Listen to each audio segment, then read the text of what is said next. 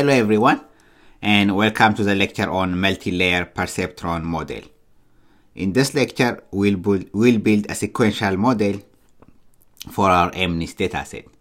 As usual, we start by importing the libraries that we need. Import numpy as np, import pandas as pd, and let's import Keras. Import Keras. Next, we'll import MNIST from our Keras datasets. So from Keras datasets, import MNIST, and next we'll import our model, which we will use. It's called sequential model, and then we'll also need to import activation dense from our Keras layers. That's what we'll do next. So from Keras models, import sequential.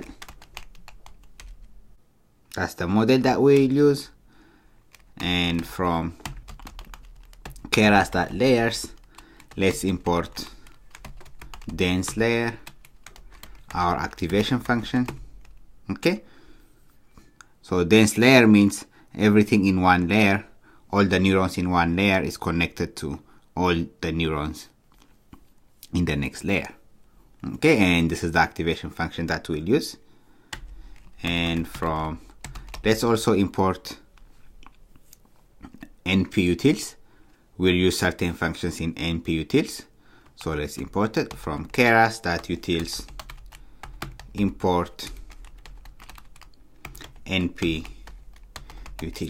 One good thing about Keras is that it has certain functions that will help us build various kinds of models, and we can use those built-in functions to further analyze our models.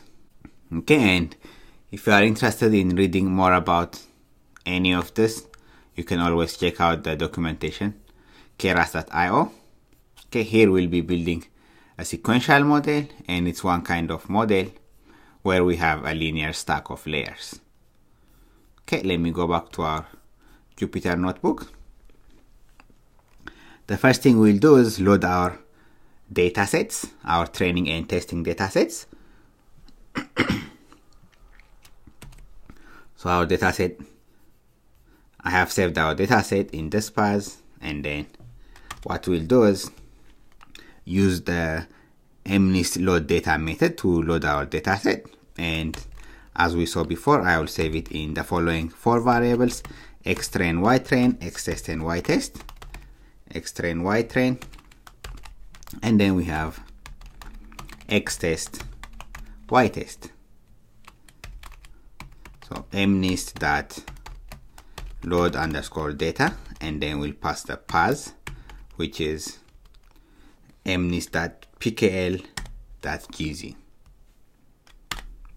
Oops, sorry, this should be MNIST underscore path. Run it again. As I mentioned, we'll be using the sequential model, and this model takes all of the digits that we input as a single pixel.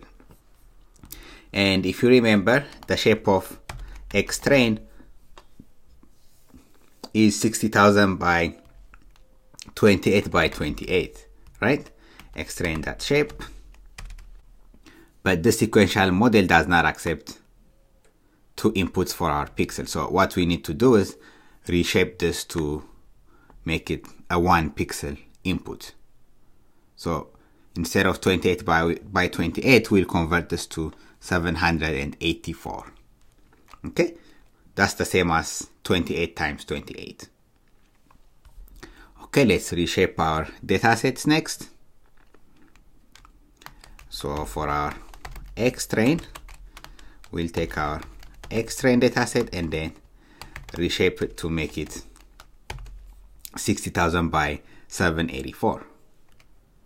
Okay, we have 60,000 by 784. And let's do the same for our xtest dataset. So we'll set xtest to be equal to xtest, and then we'll reshape it by calling the reshape method. And if you remember, the shape of xtest is 10,000 by 28 by 28, print xtest.shape. It's 10,000 by 28 by 28. So each digit is 28 by 28 pixels. So instead of that, we'll pass 784.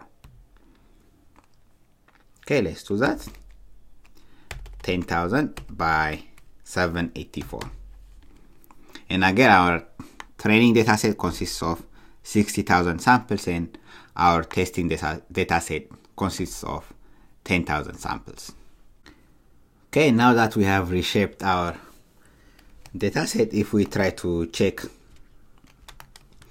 let's say xtest and then index 0, if we try to check the first digit in our xtest dataset, we have 784, right? So before it was 28 by 28. Now it's 784 and data type is integer. What we'll do next is convert this into a floating data type, and we can do that by using the asType method and then simply pass float.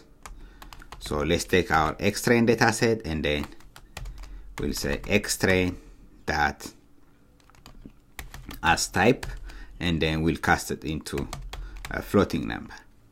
So float 32, and let's do the same thing for our xtest dataset. Xtest is equal to xtest, and then we'll call the asType method and then pass float. Okay. The next thing we'll do is convert our digits from RGB to a grayscale. Okay. For instance, if we check the first dataset in our xtrain, you see here the values range from 0 to 255. What we'll do is we'll convert this into a grayscale by dividing each of the values by 255. That way, the numbers will be between 0 and 1. Okay, so let's do that. So we'll take our xtest and then divide it by 255. And let's do the same thing for our xtrain dataset. We'll take it and then divide it by 255. So now the value should be between 0 and 1. Okay, so let's check the first digit in our xtest dataset now. So here you see values between 0 and 1, right? 0.99. So this is a grayscale. That's why we first casted our dataset into a float. Otherwise, the values would have been either 0 or 1. Okay, now it's time to work with our dataset. We mentioned that we have 60,000 samples for training and then 10,000 for testing, right? So if we use the entire dataset for training and testing, especially for training, it will take us a long time to train all those 60,000 samples. So what we'll do instead is, instead of working on all of our 60,000 data, we can work on a certain subset of the 60,000 data. For instance, let's take the number 7. So we have almost close to 6,000 instances of the number 7, right? The number 7 appears 6,000, almost on average about 6,000 times in our training dataset. So what we'll do is we'll use all the number 7s from our dataset. That will be close to 6,000 records, and then we'll train our model on those 6,000 records. Okay, and we'll also randomly select 6,000 more samples which are not the number 7, and then we'll combine those two to train our model. And finally, we'll try to predict if our model can recognize if a number is 7 or not. Okay, so let's build a model to recognize if a given number is 7 or not.